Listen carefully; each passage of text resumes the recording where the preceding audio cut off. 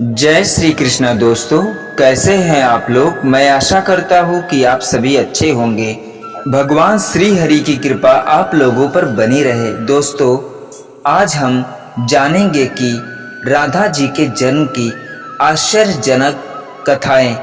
तो दोस्तों आइए माता राधा जी की जन्म की आश्चर्यजनक कथाओं को बिना विलंब किए हम शुरू करते हैं। राधा जी के जन्म की सबसे लोकप्रिय कथा यह है कि वृषभानु जी को एक सुंदर शीतल सरोवर में सुनहरे कमल में एक दिव्य कन्या लेटी हुई मिली। वे उसे घर ले आए, लेकिन वो बालिका आंखें खोलने को राजी ही नहीं थी। पिता और माता ने समझा कि वे देख नहीं सकती, लेकिन प्रभु की लीला ऐसी थी कि राधा सबसे पहले श्री कृष्ण को ही देखना चाहती थी।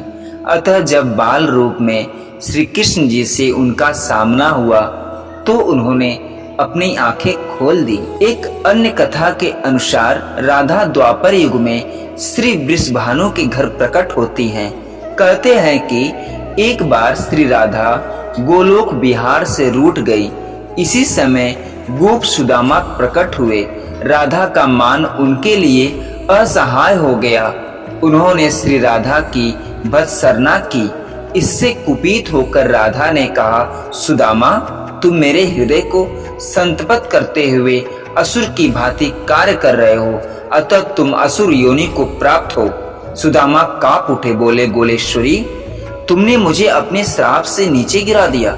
मुझे असुर योनि प्राप्ति का दुख नहीं है, पर मैं कृष्ण वियोग से तप्त हो रहा हूँ। इस वियोग का तुम्हें अनुभव नहीं है, अतः एक बार तुम भी इस दुख का अनुभव करोगी।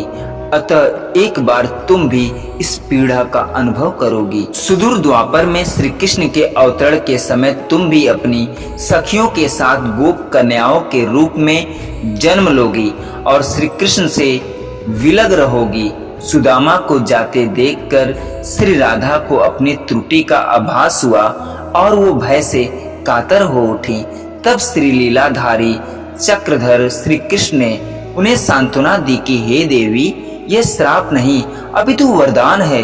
इसी निमित्ति से जगत में तुम्हारी मधुर लीला रस की सनातन धारा प्रवाहित होगी, जिसमें नहाकर जीव अनंत अनंत काल तक कृतज्ञ होंगे। इस प्रकार पृथ्वी पर श्री राधा रानी का अवतरण द्वापर में हुआ।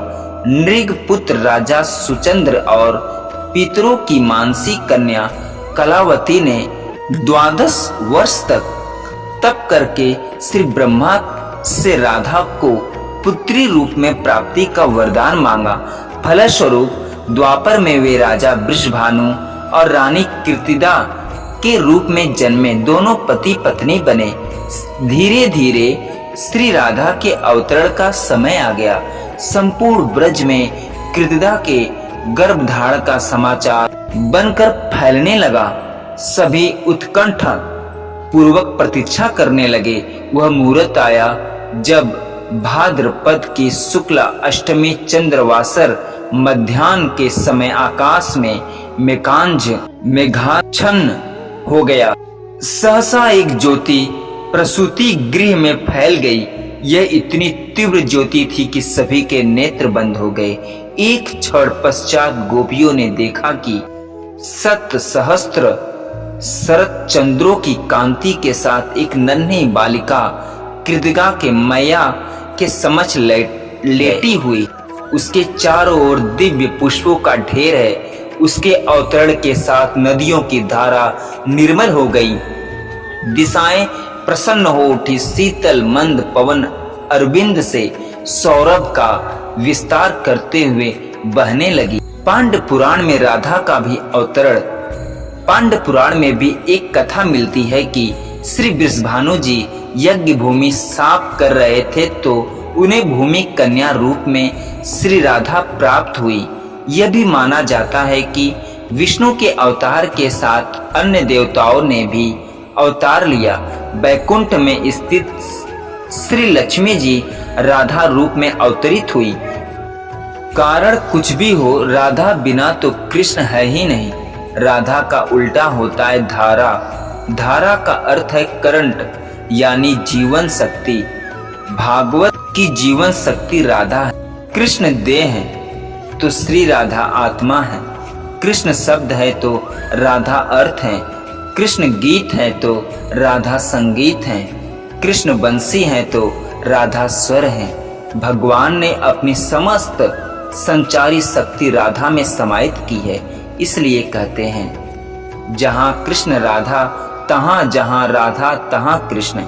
न्यारे निमिष न होत कहू, समुचित करहु यश प्रश्न। इस नाम की महिमा अपरंपार है। श्री कृष्ण स्वयं कहते हैं, जिस समय मैं किसी के मुख से राग सुनता हूँ, उसे मैं अपना भक्ति प्रेम प्रदान करता हूँ, और धा शब्द के उच्चारण करने पर तो मैं राधा नाम सुनने के लोभ से उसके पीछे चल देता हूँ। राधा कृष्ण की भक्ति का कालांतर में निरंतर विस्तार हुआ। निम्बकार, वल्लभ, राधा वल्लभ और सखी समुदाय ने इसे पुष्ट किया। कृष्ण के साथ श्री राधा सर्वोच्च देवी रूप में विराजमान है। कृष्ण जगत को मोहते हैं और राधा कृष्ण को 12वीं सती में जय देवी के गीत गोविंद रचना से संपूर्ण भारत में कृष्ण और राधा के आध्यात्मिक प्रेम संबंध का जन जन में प्रचार हुआ। भागवत में राधिका का प्रसंग। आइए दोस्तों, हम इस प्रसंग को भी ध्यान पूर्वक सुनते हैं।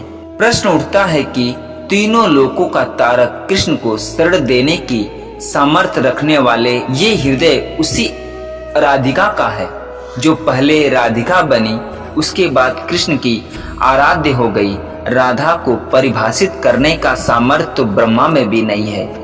कृष्ण राधा से पूछते हैं, हे राधे, भागवत में तेरी क्या भूमिका होगी? राधा कहती है, मुझे कोई भूमिका नहीं चाहिए कान्हा, मैं तो तुम्हारी छाया बनकर रहूंगी। कृष्ण के प्रत्येक सृजन की पृष्ठभूमि यही छाया है, चाहे वह कृष्ण की बांसुरी का राग हो या गोवर्धन को उठाने वाली तर्जनी, या लोकहित के लिए मथुरा से द्वारिका तक की यात्रा की आत्मशक्ति। आराधिका में आ को हटाने से राधिका बनता है। इसी आराधिका का वर्णन महाभारत या श्रीमद् भागवत गीता में प्राप्त है और श्री राधा नाम का उल्लेख नहीं आता। भगवत में श्री राधा का स्पष्ट नाम का उल्लेख न होने के कारण एक कथा यह भी आती है कि सुखदेव जी को साक्षात श्री कृष्ण से मिलने वाली राधा है और सुखदेव जी उन्हें अपना गुरु मानते हैं। कहते हैं कि भागवत के रचयिता सुखदेव जी राधा जी के पास सुख रूप में रहकर राधा राधा का नाम जपते थे। एक दिन राधा जी ने उनसे कहा कि हे सुख, तुम अब राधा के स्थान पर श्री कृष्ण का जाप किया करो। उसी समय श्री कृष्ण आ गए। राधा ने यह कहकर कि ये सुख बहुत ही मीठे स्वर में बोलता है, उसे कृष्ण के हाथ सौंप दिया, अर्थात उन्होंने ब्रह्म का साक्षात्कार करा दिया। इस प्रकार श्री राधा सुखदेव जी की गुरु हैं और गुरु का नाम कैसे ले सकते हैं। दोस्तों, मैं आशा करता हूँ कि राधा जी के जन्म की यह कथाएं, आश्चर्यजनक कथाएं आप लोगों को जरूर पसंद आई होंगी। अगर दोस्तों ये कथाएं आप लोगों को पसंद आई हो तो कमेंट में अपनी राय जरूर दीजिएगा, और चैनल पर नए हैं दोस्तों तो हमारे नारी ज्ञान चैनल को भगवान श्री कृष्ण के लिए, माता राधा रानी के लिए, लाडली के लिए, किशोरी जी के लिए चैनल को लाइक शेयर सब्सक्राइब जरूर कर दीजिएगा। पूरा वीडियो देखने और सुनने के लिए धन्यवाद दोस्तों।